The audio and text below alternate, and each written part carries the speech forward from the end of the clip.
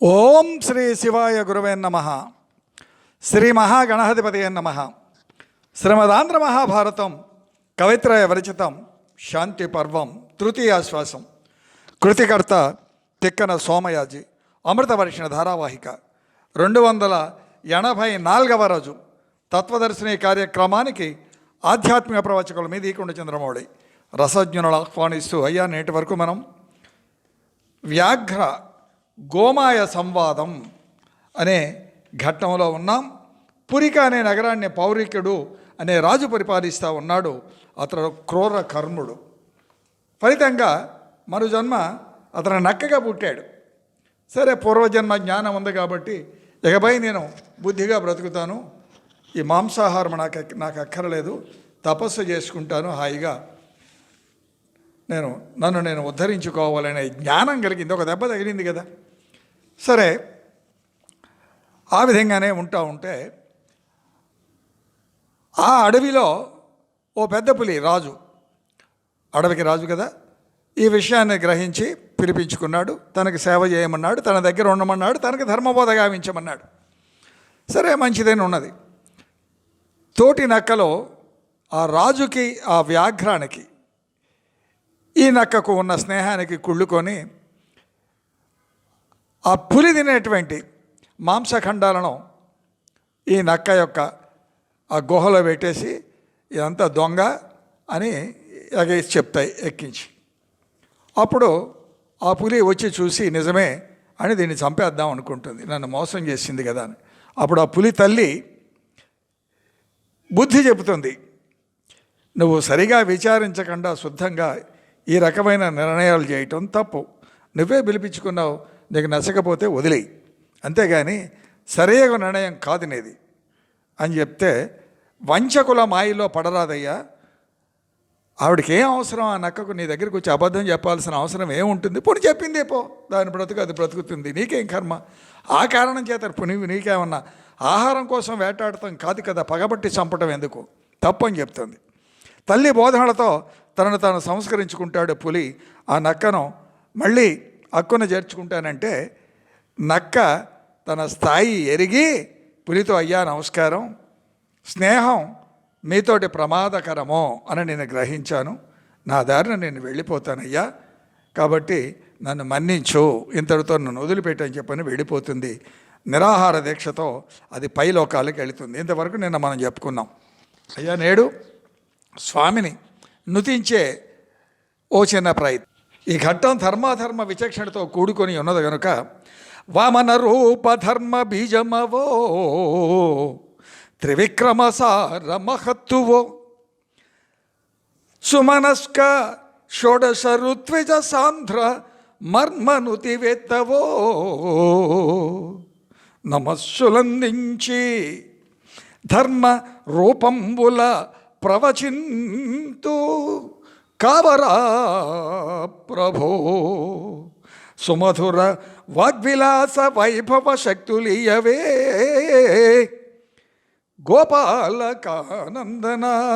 అయ్యా, నీ మీద భారం ఉంచి నేను శాంతి పర్వం ప్రవచిస్తున్నాను స్వామి, శ్రోతలను అనుగ్రహించు. స్వామిని వేడుతూ పై బుధజనుల మాట వినటం వలన, అంటే ఈ నీతి ఏంటండి? బుధజనుల మాట, పెద్దల మాట, ధర్మ చింతన కలిగినటువంటి వారి మాట, ద్వంద్వ విదూరుల మాట. మాట ఒకటి, చేత ఒకటి కాదు. మనోవాక్కాయ కర్మల సాక్షిగా ధర్మ విధి నిర్వహించే వాళ్ళే బుధజనులు. అటువంటి వారి మాట వినటం వలన, ఆ విధంగా సంస్కరించుకొనగలుగుట వలన, తనను తాను సంస్కరించుకోవాలి. ఎవరో వచ్చి మనల్ని సంస్కరించరు, ఉద్ధరించరు. ధర్మచింతనలో స్థిరంగా జీవనం కొనసాగటం అది ఔచిత్యం అనిపించుకుంటుంది. అటు పులితో ఇటు నక్క ద్వారా మనకు విదితం. ఆ పులి నాకు ఎదురు లేదు కదా, నేను చంపేస్తానని చెప్పిన అనలా, వాళ్ళ అమ్మగారి మాట మన్నించింది. అంటే పెద్దల మాట, అనుభవంతో చెప్పేటువంటి మాట. ఆ విధంగానే నక్క తన స్థాయి ఎరిగి సాంగత్యం, దాని యొక్క మహిమ ఎంత గొప్పగా ఉంటుందో.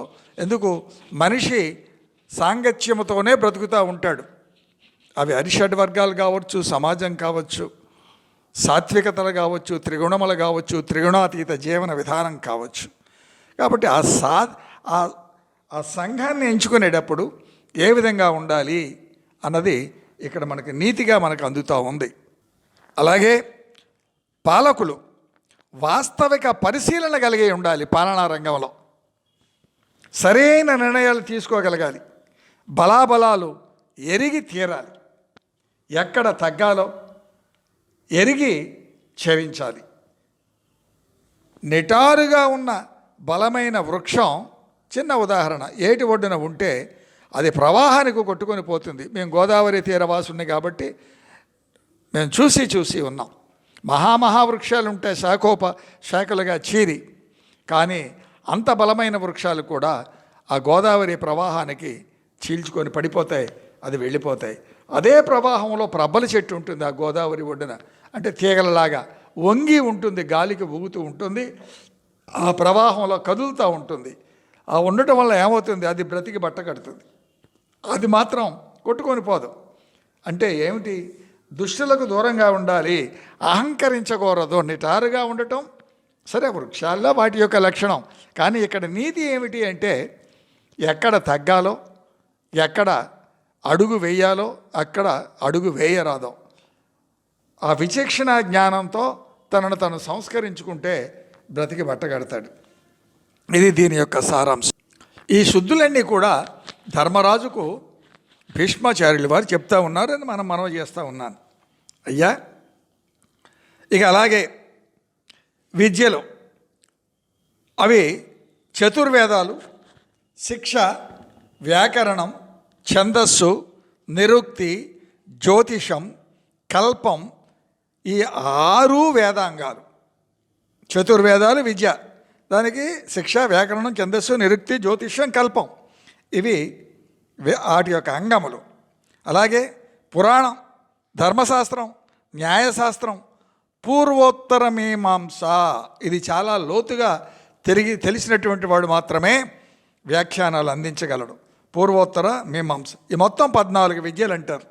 వైద్య విద్య, ఆయుర్వేదం, ధనుర్వేదం, అలాగే గాంధర్వ వేదం అంటే సంగీతం, నీతి విద్య, అర్థశాస్త్రం. నీతి విద్య అంటే నీతులు శుద్ధులు అనే మాత్రం కాదండి, అర్థశాస్త్రం, కౌటిల్యుని అర్థశాస్త్రం చెప్తాం.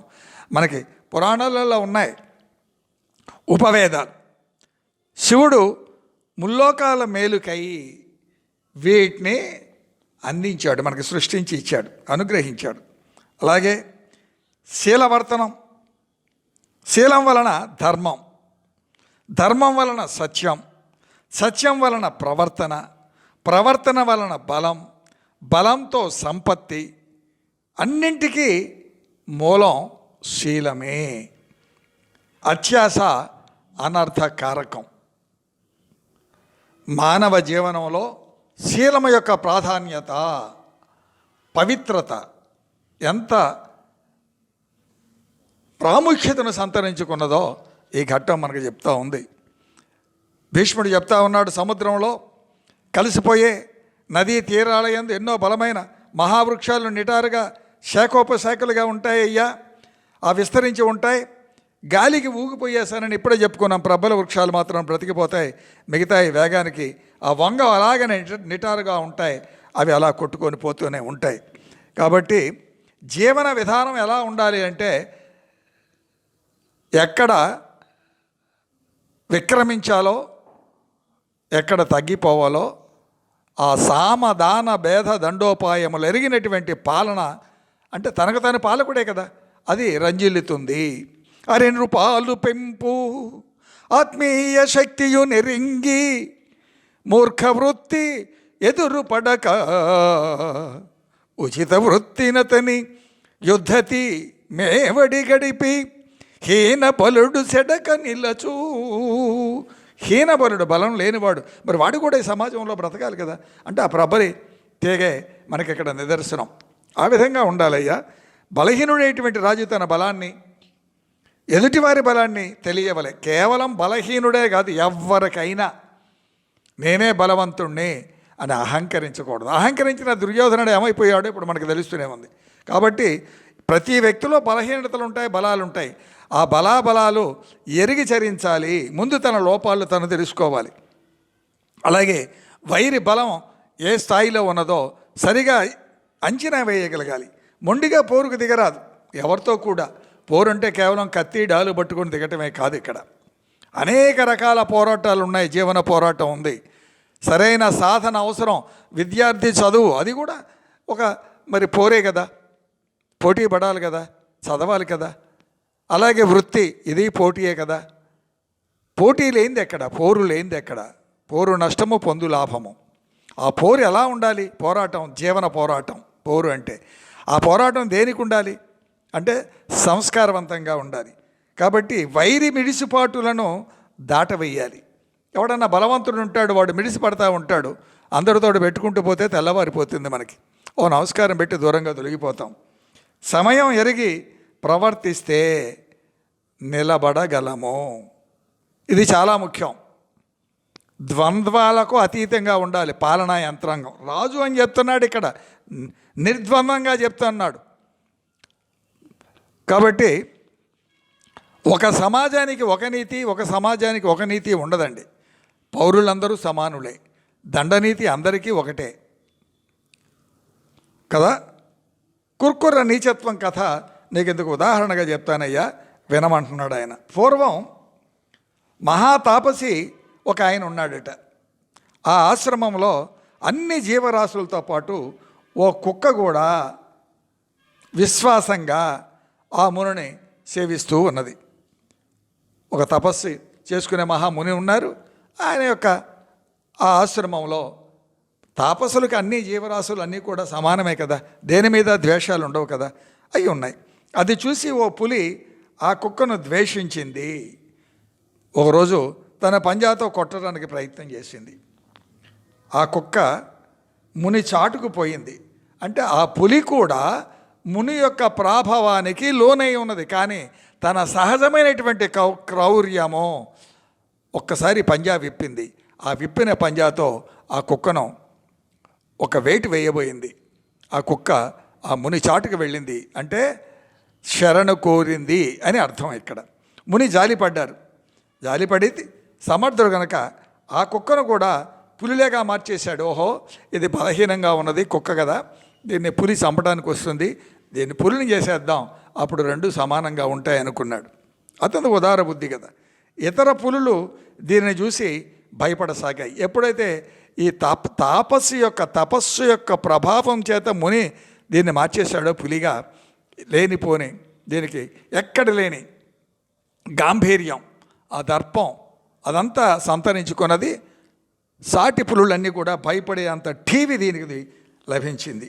సరే, సాంగత్య మహిమ, దానికి ఆ ప్రాప్తి దొరికింది. ఆ రీతి ఆ కుక్కను సింహంగా మార్చాడు. ఈసారి సింహం వచ్చింది, దీన్ని సింహంగా మార్చాడు. ఆపై శరభము, ఆ అడవిలో అన్నీ ఉంటాయి కదా, శరభం ఇది మరీ భయంకరమైనటువంటిది, దీన్ని కూడా శరభంగా మార్చాడు. అంటే కుక్క పులిలాగా మారింది, సింహంలా మార్చాడు, ఆపై శరభంలాగా మార్చాడు. అలా దానికి భయం లేదు, లేకుండా పోయింది. భయం, ప్రాణభయమే లేదు. అన్నిటికీ ఇదే రాజు అయిపోయింది. అప్పుడు అహంకరించింది. ఈ ముని మరో మృగాన్ని శరభంగా మారిస్తే నాగతి ఏమిటి? అతి సర్వత్రా వర్జయ్యేది. అతి తెలివితేటలు చూడండి, ఇక మొదలయ్యాయి. స్వార్థం. కాబట్టి ఈ మునిని చంపేస్తే నేను ఈ శరభంలాగే ఉంటాను కదా, నా జోలికి ఎవరు వస్తారు? ఇంకా రారు కదా. ఈయనే కదా నన్ను ఇక్కడ దాకా మార్చింది, మరి ఇంకొక దాన్ని కూడా మార్చవచ్చు కదా. మార్చకుండా ఈయన చంపేస్తే ఆ మార్చేవాడే లేకుండా పోతాడు, నేనే రాజునైపోతాను, నేను ఇలా శరభంగానే ఉంటాను కదా అని తలపోసింది. కానీ దాని యొక్క ప్రవర్తన, ఆ ముని త్రికాల వేది కదా ఆయన గ్రహించాడు. దాన్ని మళ్ళీ కుక్కలాగా మార్చేశాడు. ఏం అర్థమవుతుందండి? దుష్టులకు దూరంగా ఉండాలి. పాత్రోచిత దానం చాలా అది తగిన వ్యక్తికి తగినటువంటి విద్యాదానం కానివ్వండి, బుద్ధులు కానివ్వండి, శుద్ధులు కానివ్వండి, లేకపోతే వికటిస్తాయి. దుష్టులకు దూరంగా ఉండాలి. గుణమే కులం కదా, ఇక్కడ చాతుర్వర్ణ వ్యవస్థలో ఆయా గుణగణాలను బట్టి వాళ్ళ ఆచార వ్యవహారాలు, ఆ సాంప్రదాయాలు అవన్నీ ఉంటాయి. చాలా లోతైన వ్యవహారం అది. అంతే తప్ప కుహన లౌక్యాలకి తావులేదు అది. అట్టి కులవంతునికి పరాక్రమం, నీతిని, నిజాయితీని, వివేకమును, సేవాధర్మాన్ని, కాల గమనాన్ని ఎరగగలగటం ఇవి కులమానాలు. వీడు మంచివాడా చెడ్డవాడా అంటానికి అతని ప్రవర్తనే కదా. ఆ ప్రవర్తనలో పరాక్రమం, అవసరాన్ని బట్టి విజృంభించగలగటం, నీతి నిజాయితీలు కలిగి ఉండటం, వివేకం, ఇవే గుణాలు ద్వంద్వాలతో ప్రయోగిస్తే మహాప్రమాదాలు, వినాశకారకములు. మనం నవ్వామంటే ఎదుటోడు అయిపోవాల్సిందే అనుకుంటే ఆ తర్వాత ఆ ఫలితాలు కూడా అంత భయంకరంగా. ఆ నక్కకు పూర్వజన్మ స్మృతి ఉంది కనుక అది బ్రతికిపోయింది. మరి అది మనకెక్కడ ఉంది? లేకపోతే మన పరిస్థితి ఏంటి ఆలోచించాలి సీతారాం. మిగతా విషయం రేపు ముచ్చరించుకుందాం. స్వస్తి ప్రజాభ్య పరిపాలయంతాం న్యాయేన మార్గేణ మహిన్మహీష గోబ్రాహ్మణేభ్యో స్వమస్తు నిత్యం లోకా సమస్త సుఖినో భవంతు. ఏతత్ సర్వం శ్రీ సీతారామచంద్ర చరణారవిందార్పణమస్తు. ఓం శాంతి శాంతి శాంతి. అయ్యా శివాజ్ఞగా శ్రీ వెంకటరామనారాయణులకు సమర్పించబడుతున్న ఈ కార్యక్రమాన్ని విన్న మనవి, గర్భస్థ శిశువులకు వినిపించే ప్రార్థన. శ్రీ రామా ఛానల్ను సబ్స్క్రైబ్ చేసి లైక్ చేసి ఆదరించమనవి. గడప లోపల కులం, గడప దాడితే హిందువులం. ఆచరణతో ధర్మం రక్షించబడుతుంది, నినాదములతో కాదు సుమా. సీతారాం.